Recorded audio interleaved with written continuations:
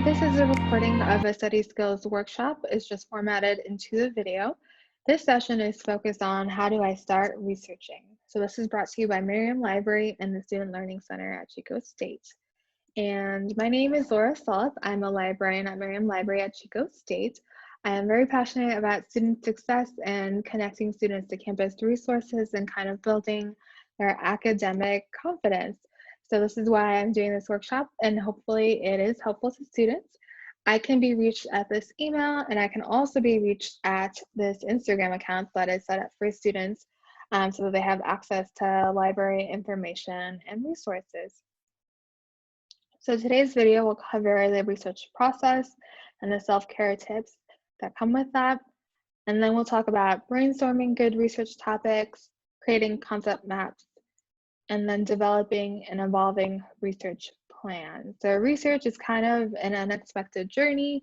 So that's why I recommend setting an evolving plan.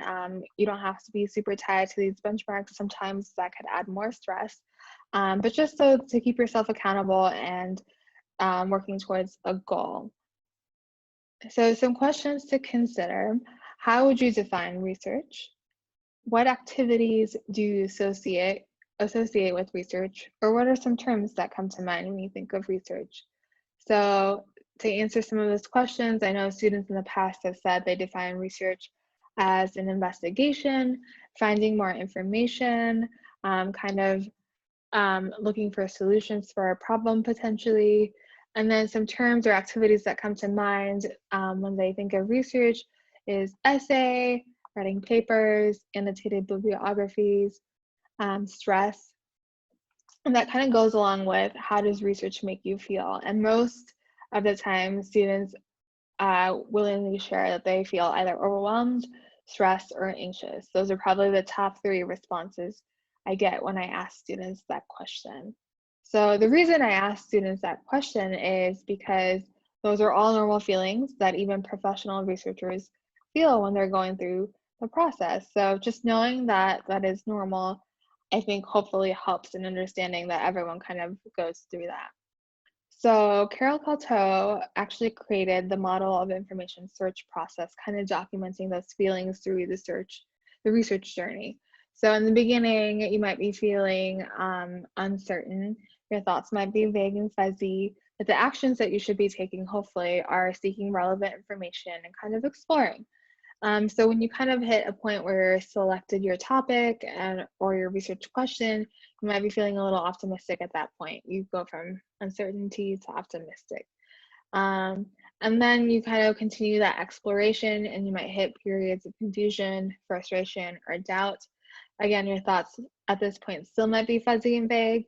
Your actions, you still want to continue seeking relevant information. And then when you kind of hit that point of formulation, where you're kind of putting those ideas together, you'll hopefully have a sense of clarity. And then you might go from feeling vague thoughts and fuzzy thoughts to focused thoughts, and you're seeing that you might have more increased interest in your research. And then you'll hopefully hit a point of a sense of direction and confidence as you kind of make sense of the information that you've collected. And then eventually, when it's time to present your research, either in the form of a presentation or a paper or another type of assignment, you'll either feel satisfied or disappointed based on kind of the effort that you put into your research process. So again, just to reiterate, research can be frustrating, but it also can be rewarding. And the tip that I have for that is to make it personal. So find a way to bring your identity or your interest into your research. Most research assignments are semester-long assignments, so you want to make it sustainable for you. You want to stay motivated. So pick a topic that you're kind of going to be motivated by. So another way to approach this question is, what is going on in the world? What am I already interested in and already kind of researching casually, like impersonally? And what am I already paying attention to? And then research is also collaborative. You might be the one that's writing that paper and turning it in, but it's not something that you have to do entirely alone by yourself. So the recommendation I have for that is to get help. So you can definitely talk to your professor or your instructor to seek some guidance to kind of talk it out. You can also schedule an appointment with a librarian who can help you find more sources and kind of work with you to brainstorm ideas as well, and kind of give you some other strategies and approaches. And then you can also use the campus writing center to get feedback. I know they're offering virtual appointments as well, and kind of giving you virtual feedback during this time as well. And another thing I want to mention is that research is an ongoing process. Even though Kalto had shared very regimented grid for the model of information search, it's actually a cycle. You might go back and forth. You might kind of change your topic at some point. That's totally okay. You just have to be kind of flexible with your research. So hopefully knowing that will make you feel a little more comfortable. So then the first step you really want to do is break down the assignment. You want to look at the assignment and figure out what kind of research are you being asked to do. Are you doing interviews? Are you doing an analysis of different sources? Are you looking at primary resources yourself? And what is the purpose of the research? What is the scope or a theme? Many classes kind of have a theme, and the research assignment is focused on a certain set of parameters. And most importantly, what is the source requirement? What kind of sources are you expected to incorporate in your research? Are you expected to use scholarly articles exclusively? Are you allowed to use online sources? Are you allowed to use social media? It kind of depends on your research, but it's also dependent on the expectations of the instructor. And another important thing to consider is, what is the timeline? Do you have a month? Do you have the entire semester? It'll just help you keep accountable if you keep that in mind. So here is an example of a history paper. So we're going to pretend we're in this class and kind of just break down this assignment. So newspapers tell us a lot by what has been covered and by what has not been covered. We have read Buried by the Times and have seen how the New York Times may have purposely concealed certain World War II events. Now you must conduct primary source newspaper research and offer new insight to World War II. The result should be a 15-page paper, double-spaced, size 12 font. Your research must be guided by a research question. Your primary source research should also be supported by existing secondary research, to be sure to include other historical works such as books or scholarly articles. Through the library, you have access to historical newspapers, scholarly articles, and books. You may also find additional sources in online archives and collections. Your sources must be cited using the Chicago Manual of Style. You will get extra credit for making an appointment with the librarian. To help your research journey and so that you don't save everything for the week that it is due, benchmarks have been set. You must meet these benchmarks or points will be deducted off your final grade. So that sounds really intense, but those benchmarks are probably helpful to kind of break down that research process for you, to keep you kind of working on it continuously. So let's compare this assignment to another assignment. So this is a poli-sci class. So select a female politician that is currently running or is in the office at the local, state, or national level. This may be someone you are in favor for or against.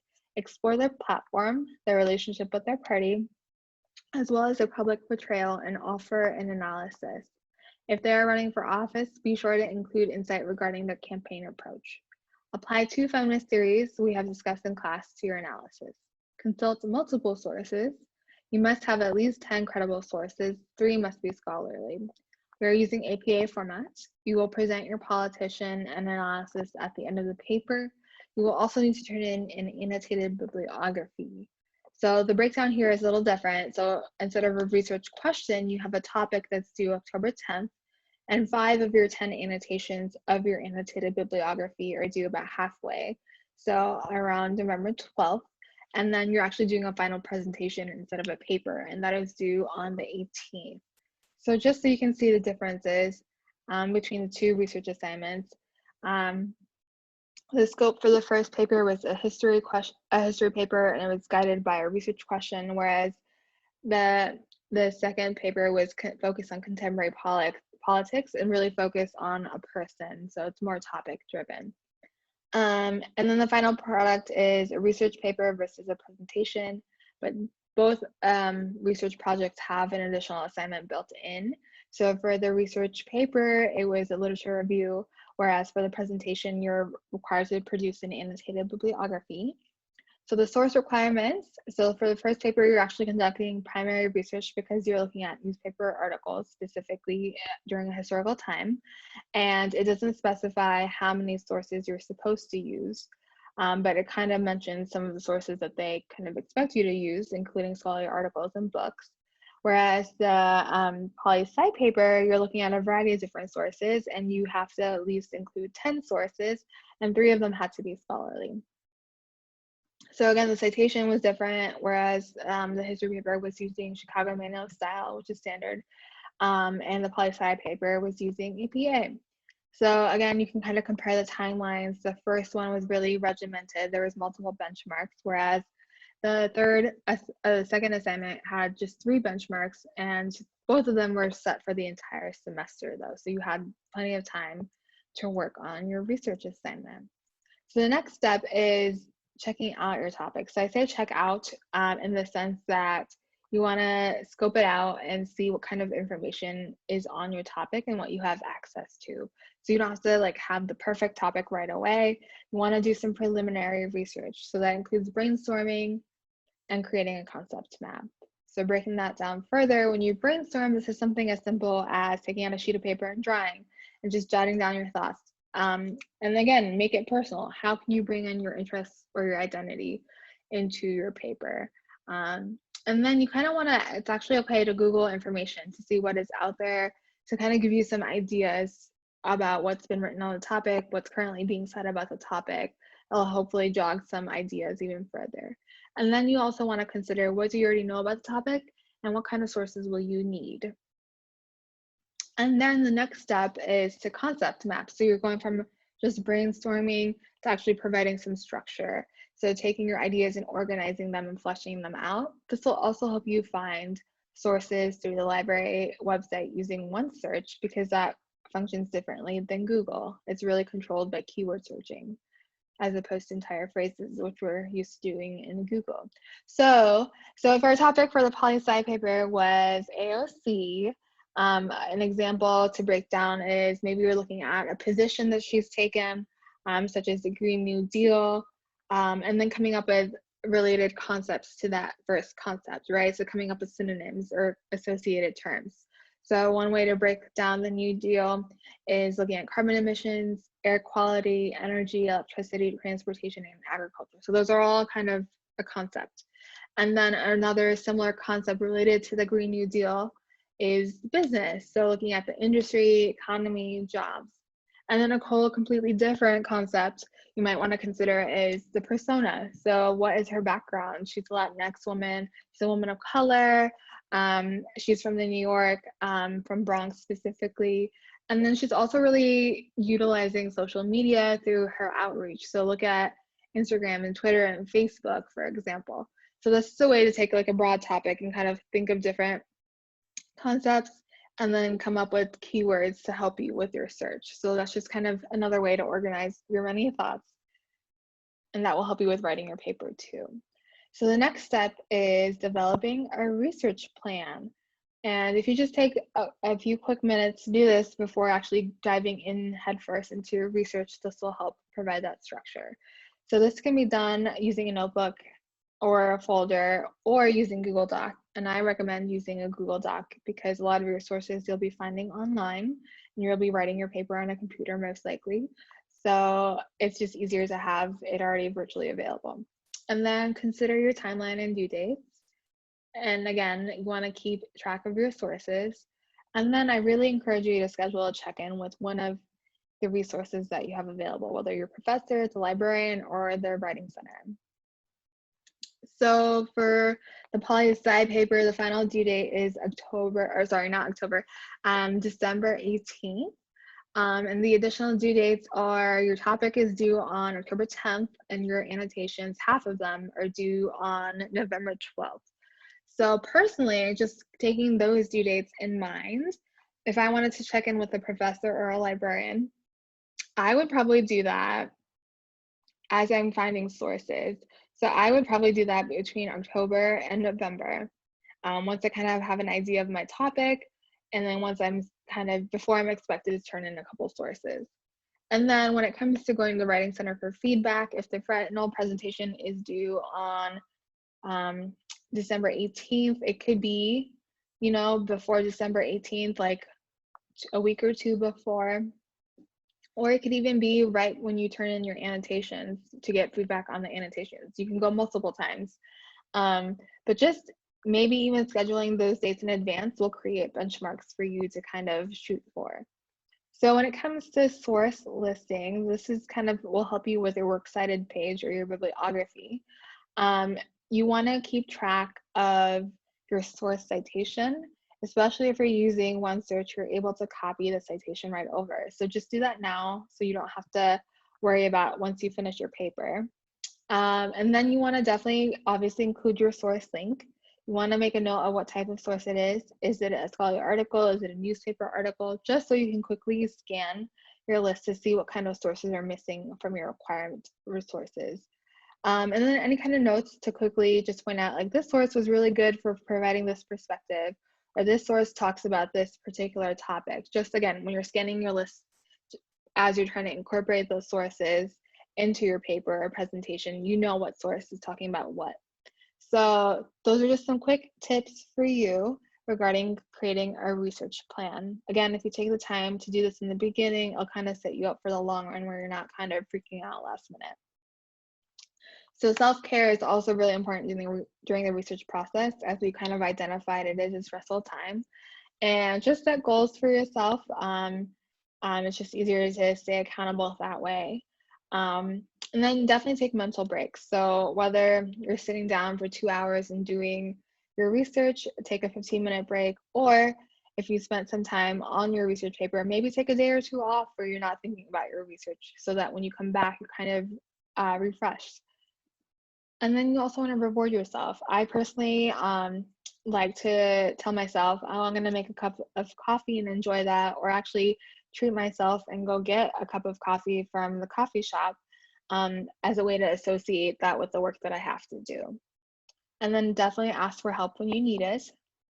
And then visualize your success. Just imagine getting a good grade on the paper and really nailing your presentation. Just constantly keep positive to kind of get yourself through research. So that is all for this session. I can be reached at my email that's listed there, or the student Instagram account that I've set up. And again, my name is Laura. I hope this was really helpful for you. Feel free to reach out if you have any questions or if you want to talk about any of this. And thank you so much for watching.